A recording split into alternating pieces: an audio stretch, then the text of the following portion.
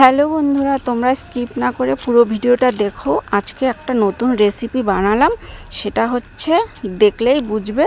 তো লঙ্কা নিয়েছি, রসুন নিয়েছি আর একটু আদা নিয়েছি। তো এবার লেবুর রস দিয়ে আমি এটাকে বাটবো, একটুকু জল দেব না। তো পাটায় বাটবো, তারপরে তোমাদের আবার দেখাবো। এই যে লেবুর রসগুলো দিয়ে দিলাম। মাছ তো সবাই অনেক রকমভাবেই খায়, তো আজকে আমি একটা আমার মন পছন্দ একটা রান্না করলাম। তো আমার বাটা হয়ে গেছে। তো এই যে রুই মাছগুলো নিয়েছি ধুয়ে টুয়ে সুন্দর করে, এখন এটার মধ্যে এই মশলা দিয়ে ম্যারিনেট করে রাখবো। দিয়ে দিলাম নুন, দিয়ে দিলাম আর মশলাটা দিয়ে দিলাম। তো এটা সুন্দর করে মেখে নেব। মেখে নিয়ে আধা ঘন্টার জন্য আমি ফ্রিজে রেখে দেব ঢেকে। তো এই যে দেখো, আমি এখন ফ্রিজে রাখতে যাচ্ছি। রাখা হয়ে গেল। নেক্সটে আমি এটার জন্য নিলাম হচ্ছে বেসন, চালের গুঁড়ো, তারপর নিব জিরে 1 চামচ গুঁড়ো, তারপর দিব হচ্ছে গরম মশলা, তারপর দিব চাট মশলা, তারপর দিব শুকনো লঙ্কা লাল কালারের জন্য দিয়ে দিলাম, কারণ কাঁচা লঙ্কা তো বেটে রেখেছিলাম। তো এটাকে ভালো করে মিক্সড করব শুকনোই ঝরঝরা করে। তো নুন দিতে ভুলে গেছিলাম, তাই আবার নুন দিচ্ছি।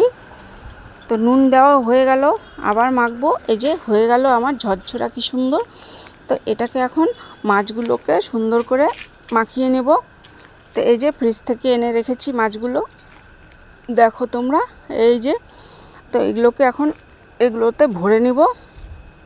এপিট উপিট করে সুন্দর করে এক এক করে ভরে নেব। এই যে দেখো আমার ভরা হচ্ছে। এভাবেই তোমরা খাবে, খেয়ে দেখবে, দেখে বলবে যে কেমন হয়েছে। তোমাদেরও মুখে ভালো লাগবে অবশ্যই। তো এক এক করে রাখলাম অন্য একটা পাত্রে। এই যে রাখলাম।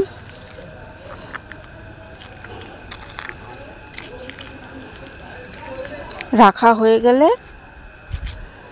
এখন কড়াই গ্যাসে বসিয়ে দেব আর দিয়ে দেব খানিকটা সাদা তেল। তেলটা এই যে ছাঁকনি নিয়েছি, এটা দিয়ে নাড়তে সুবিধা হবে। তো দিয়ে দিলাম। এবার সাদা তেল দিয়ে দেব কড়াইতে, বেশি দিব না, অল্পই দিব সাদা তেল। তো এক এক করে মাছগুলো আমি দিয়ে দেব। তেলটা গরম হয়ে এসেছে, সুন্দর করে লাল লাল করে ভেজে নেব।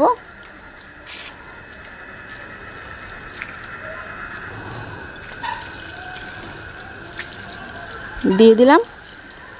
এবার কড়া করে ভেজে নেব স্টিম কমিয়ে। তো এপিট ওপিট করে এই যে আমার লাল লাল করে ভাজা হয়ে গেছে। তো এটাকে আমি সার্ভ করব কিছুটা ধনেপাতা কুচি আর একটু লেবুর রস দিয়ে। তোমরাও খেতে পারবে এইভাবেই। তো এই যে দেখো হয়ে গেছে আমার, খেতে ভীষণ ভালো লেগেছে। তো সন্ধ্যাবেলা টিফিন খেতে ভালোই লাগে এটা। আর সামান্য ডাল হবে আর এই মাছ ভাজা হবে, খেতে ভীষণই সুন্দর সুস্বাদু। তো তোমরাও বানাবে, অবশ্যই ট্রাই করে দেখবে, একদম ঝামেলা নেই। তো নেক্সটে আবার একটা ভিডিও নিয়ে আসব। তোমরা ভালো থেকো, সুস্থ থেকো আর আমার পাশে এভাবেই থাকবে। টাটা।